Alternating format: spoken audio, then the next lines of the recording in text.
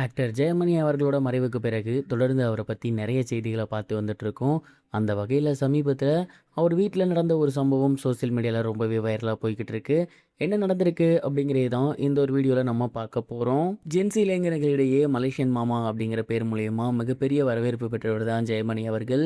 சிறகடிக்க ஆசை சீரியலில் ரோகிணிக்கு மாமாவாக இவர் உள்ளே வருவார். அண்ட் அவர் பார்த்தீங்கன்னா மலேசியன் மாமா அப்படிங்கிற பேரில் அழைக்கப்படுவார். அண்ட் ரொம்பவே ஃபன்னாக அந்த ஒரு கேரக்டர் கொண்டு போயிருந்தார். அவர் சமீபத்தில் மாரடைப்பு காரணமாக இறந்து போயிருந்தது எல்லோருக்கும் மிக பெரும் ஒரு சோகத்தை ஏற்படுத்தியிருந்துச்சு. அவரோட மறைவுக்கு பிறகு சோசியல் மீடியா ஃபுல்லாகவே அவரை பற்றின நிறைய டாக்ஸ் வந்துட்டு இருக்கு.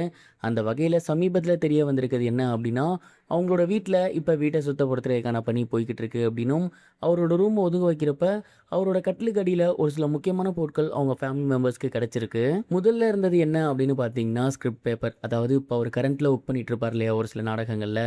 அண்ட் அந்த நாடகத்தில் அவரோட ஸ்கிரிப்ட் என்ன அப்படிங்கிறத அவர் முன்கூட்டியே கேட்டு வாங்கிட்டு வந்துருவாராமா.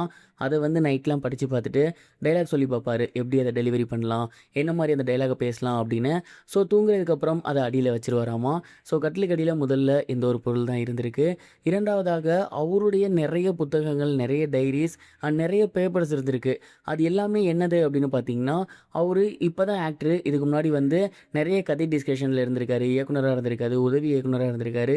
அப்போ நிறைய எழுதுவாராமா. அண்ட் இலக்கிய கூட்டம்லலாம் கூட கலந்துக்கிட்டு இருந்திருக்காரு, இலக்கிய சங்கத்திலலாம் கூட இருக்காரு. ஸோ அதில் நிறைய புக்ஸ் எழுதியிருக்காரு, நிறைய சீன்ஸ் எழுதியிருக்காரு. அது எல்லாத்தையுமே அவர் வந்து எப்போதுமே கட்டிலுக்கு அடியில் வச்சிருப்பாராமா. ஏன்னா சடனாக ஏதாவது ஒரு சீன் தோண்டிட்டா கூட உடனே எந்திரிச்சு அதை எழுதி வச்சிருவார். இந்த மாதிரி அவருக்கு சம்மந்தப்பட்ட பொருட்கள் அவரோட கட்டிலுக்கு அடியில் கிடச்சிருக்கு. அதை பார்த்து அவங்களோட ஃபேமிலி மெம்பர்ஸ் இதெல்லாம் இனிமேல் நமக்கு ரொம்ப பொக்கிஷம் அப்படின்னு சொல்லி ரொம்பவே பத்திரமா பீரோவில் எடுத்து வச்சுருக்காங்களாமா. இந்த ஒரு நியூஸ் தான் சமீபத்தில் வெளியாகி ரொம்பவே வைரலாக போய்கிட்டு இருக்கு. இது ஒரு புறம் இருக்க, ராமாயணா படத்தோட ட்ரெய்லர் சமீபத்தில் வெளியாகி சோசியல் மீடியாவில் மிக பெரும் வைரலாக போய்கிட்டு இருக்கு அப்படின்னு தான் சொல்லணும். யாஷ், ரன்வீர் கபூர், சாய் பல்லவி இன்னும் ஏகப்பட்ட திரைப்பிரபலங்களோட இந்த படம் உருவாகியிருக்கு. இந்தியாவோட நம்பர் 1 பொருட்செலவு உருவாகிற படம். கிட்டத்தட்ட 5000 கோடி இந்த படத்தோட பட்ஜெட். இதோட முதல் பாகத்துக்கான டீசர் சமீபத்தில் வெளியாகி இருந்துச்சு. அண்ட் அதில் சாய் பல்லவி கெட்டப்பை பார்த்து நிறைய பேர் சாய் பல்லவி சீதா கேரக்டருக்கு செட் ஆகலை அப்படிங்கிற மாதிரி சொல்லி வந்துட்டு இருக்காங்க.